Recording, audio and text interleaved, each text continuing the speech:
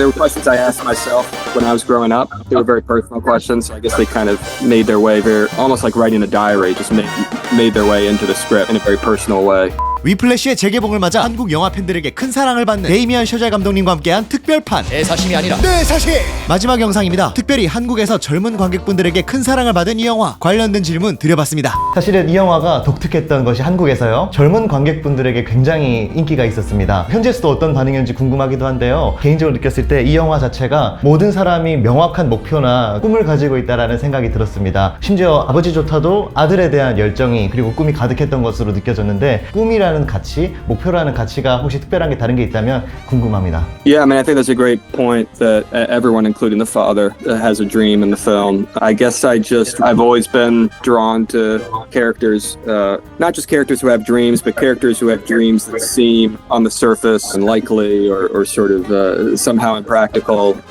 There's a whole history of narratives about people pursuing those kinds of dreams in a very romanticized way, and I guess I like the idea of trying to de-romanticize it and show the costs and maybe actually see what happens when those dreams collide against ethical dilemmas. You know, like how do we think the best way to raise a child is, or to teach a student, you know, lead your own life if you're aspiring to do something? Those kind of questions. They were questions I asked myself when I was growing up. They were very personal questions, so I guess they kind of made their way almost like writing a diary, just made their way into the script in a very personal way. But they remain questions that I'm interested by. And so, and I guess they're questions that young people around the world are interested by as well. They're pretty universal questions, and I guess as you can see, also different societies reacting in different ways. I know in America, the movie was a very small movie when it came out. Sundance did a limited release, just a few theaters at a time. It never made a ton of money in the theaters in America, at least. But over time,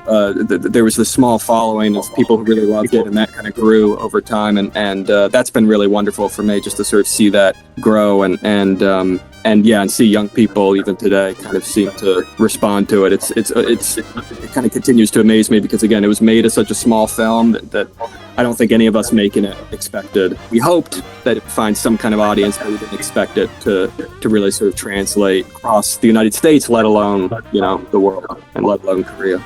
5, 6, and... Hello, everyone who's coming to see the movie. Thank you so much for coming. Whether you've seen the movie before or seen it for the first time, I really hope you enjoy the show. And I'm just over the moon, thrilled, a little amazed that this release is happening, 10 years after we made the film, and just so grateful for all you guys keeping it alive. Thank you.